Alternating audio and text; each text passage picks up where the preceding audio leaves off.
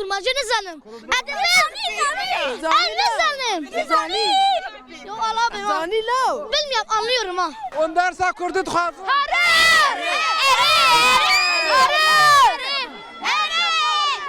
Milli Eğitim Bakanlığı hem dersi kurdadır hazır. Çiçenda. Yek dو سه چهار شش Şeş. Tu çi dersa Kürt'ü?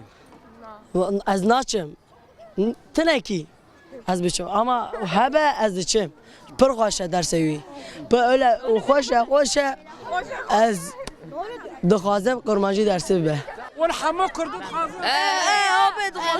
Ez dixwazim xurmacı qisakım. Kurmancı zanı. Zanim. Tu çi sınıfa çanda?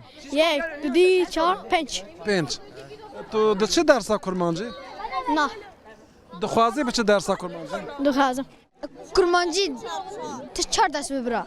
بلا همه درسم کرمانجی به Navê te bixêr? Hozan Serhat. Ozan diçi çanda? Dışı pence.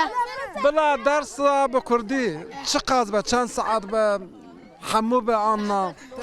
Hemu be bira. 8 saat. Roje 8 saat Kurdî dixwazî. Ele. Bila her tiş Kurdî be. Hele. Ber her tiş Kurdî be. Em Kurdin. خواست من به در کرمانجی به دو کردی به Abi kurda çıta. دو گش کردی به در